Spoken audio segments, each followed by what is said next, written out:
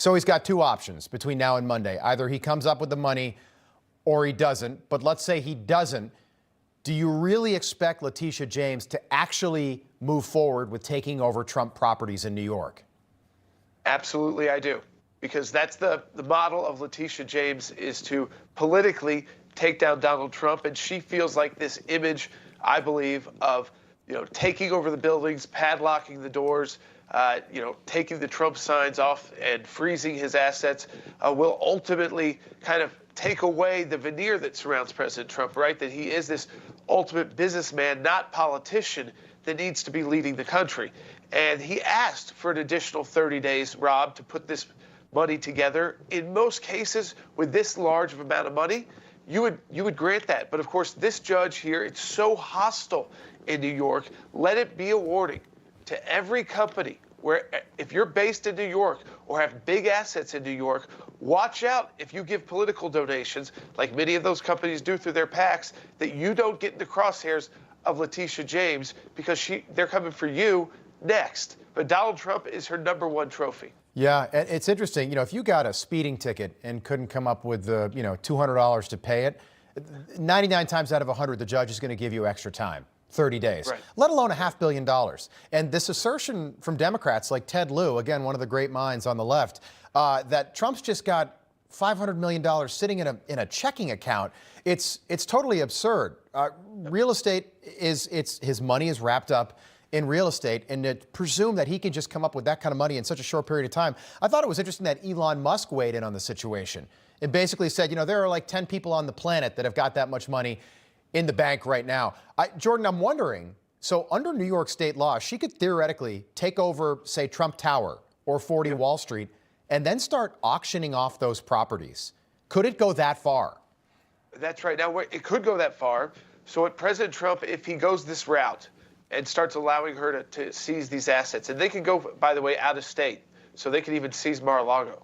I mean, I think she'll start in New York, where she said she's got her eyes on it, but this could go nationwide.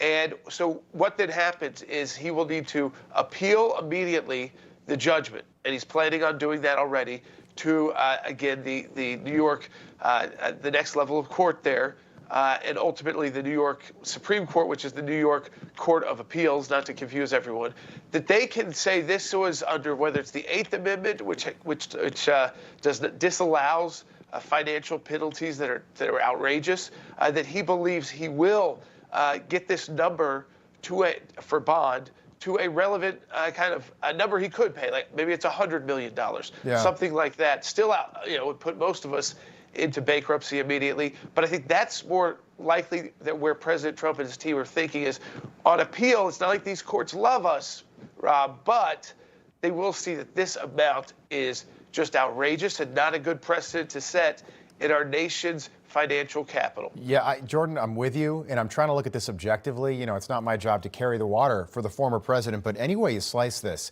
it's just wrong. Trump reacted on Truth Social yesterday saying applying the proper statute of limitations wipes out at least $350 million of the judgment, but they do not care about the law, the facts, or anything but tying up my money and interfering in the election. This case should be over, but instead, the Attorney General wants to abuse her power and steal my money. Jordan, the Eighth Amendment, and I'm reading from the Eighth Amendment here, excessive bail shall not be required, nor excessive fines imposed, nor cruel and unusual punishments inflicted. Does this, to you, as an attorney with a lot of experience, fall under the excessive category of the Eighth Amendment?